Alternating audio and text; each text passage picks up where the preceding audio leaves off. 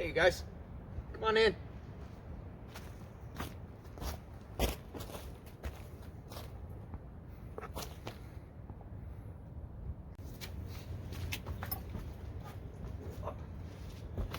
Hey everyone, welcome to my hut.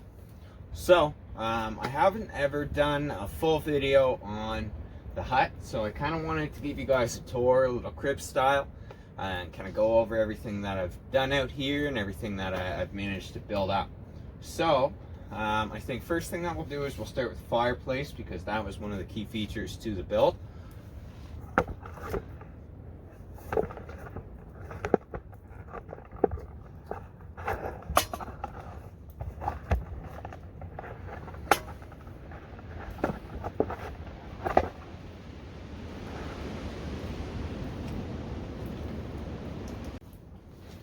So, obviously, this is the fireplace.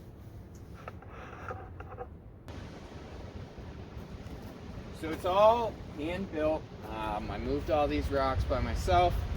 Kind of pulled them out of the ground, the surrounding area, just whenever they were sticking out, wherever they were sticking out from. So we've got a chimney, obviously, just for our smoke to kind of blow out from.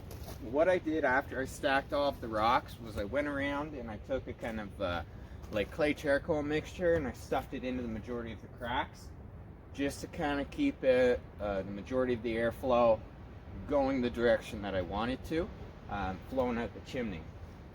So once I had the chimney all built and everything in the fireplace all built, what I did was I started to put up the walls in the roof.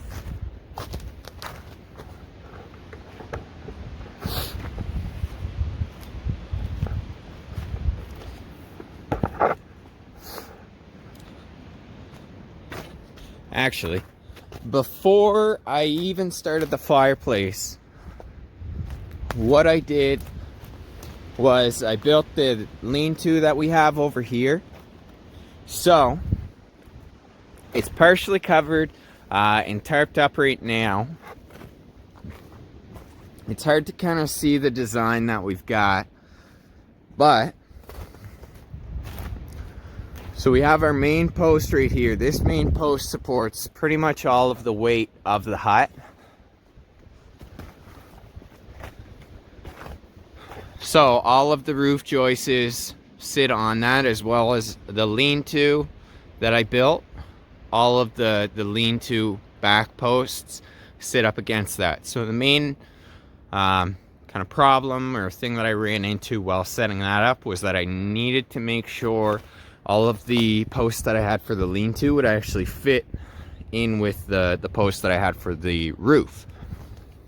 So we're gonna jump back inside now. So lean-tos are pretty straightforward. So we have our upper supporting beam at the top, and then we have all of our back wall pieces in. So very similar design to what you'd see in many bushcraft shelters, where we have our bed at the base of our lean-to. Now what I did was then I ran my ceiling pieces over to the back end. These two posts right there and right there are both installed. They go down about 1.5 feet, maybe 2 feet, depending on how ambitious I was when I set them up. And then this upper log has been seated on the top of those, and then that supports the majority of the weight of the hut with all the roof logs there.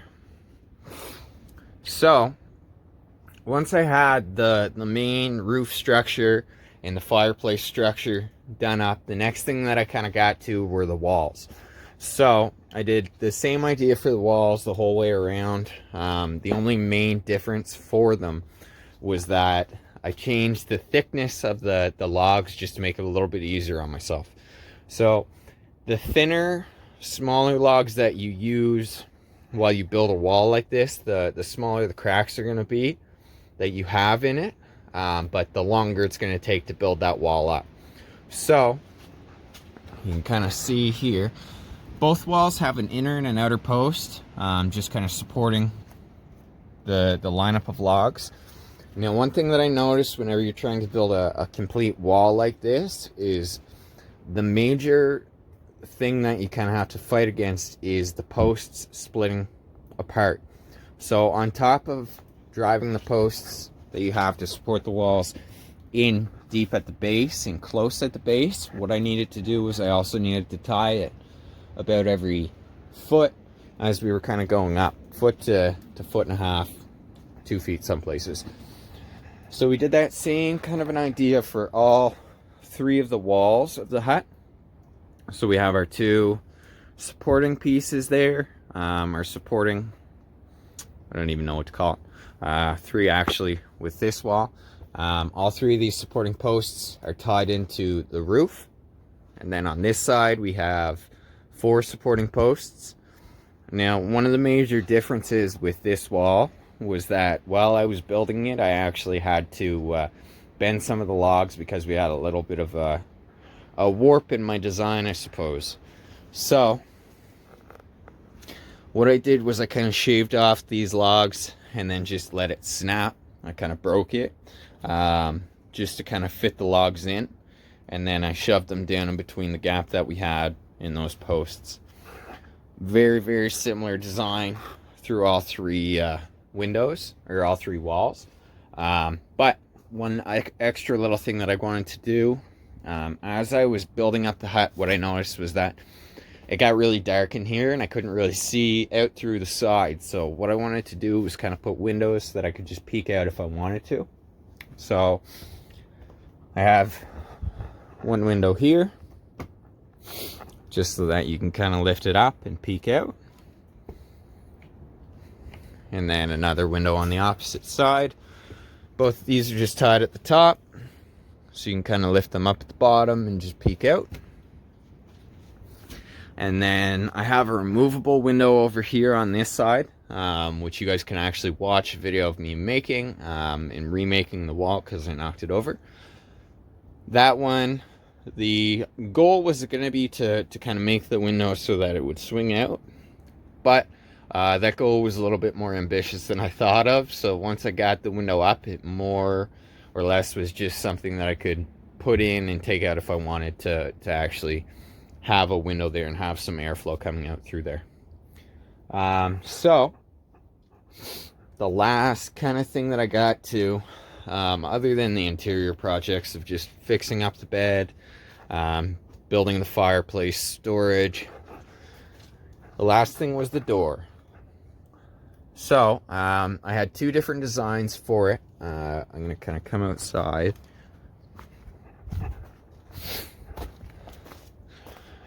So the main design that's kind of held through the whole planning and actual building of the door has been these hinges. So these were logs that I found very early in the build. You can kind of see right up in there. So the logs were actually hollowed out through the inside just because they had rotted. So I took advantage of that and I tied those to another post and then built up the door frame, and then we lashed these thinner branches in between just to kind of cover it up, and it ended up turning out really nice. So at the top I just have some green boughs that I took from a fir tree over there that had fallen down. When I was finishing up the door, one thing that I had an issue with was that the branches that I was weaving in the door frame were frozen and I couldn't actually finish up this top part with it. So maybe once it warms up, we'll finish it up with some more branches like this.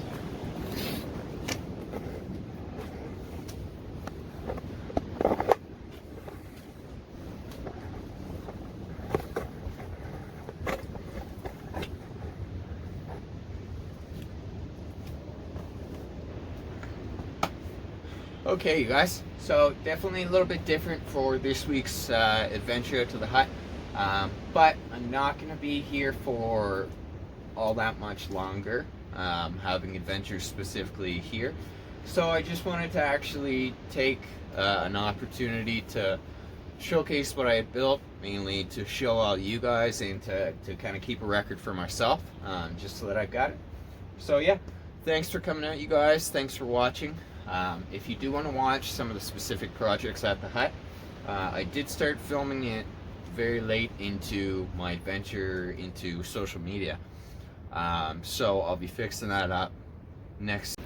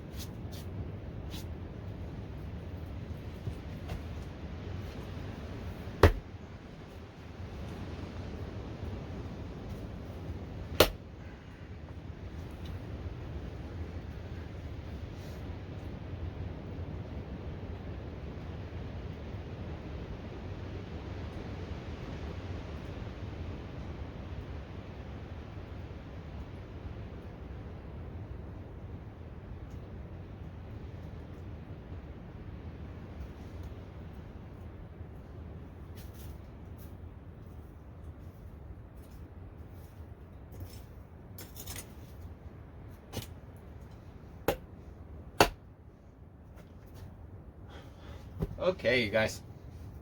So, thanks for watching, you guys. Thanks for tuning in. I know it was something a little bit different this week, but I wanted to get a little bit of a record of the hut. I kind of wanted to do a little bit of a summary on this project and show you guys and get a record for myself of what I accomplished out here and what I've been able to do.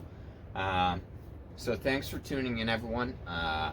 If you want to watch some of the specific projects, there are some videos out that you guys can kind of watch and tune in on through my channel. I'll put a link to a few of them up here at the end of the video. But yeah, thanks for watching, you guys. Thanks for tuning in. It's been a fun trip out here and a fun journey. Thanks for joining along and viewing. So yeah, thanks, you guys. We'll see you next week. I'm gonna have my video of my overnight up next week. And yeah, bye.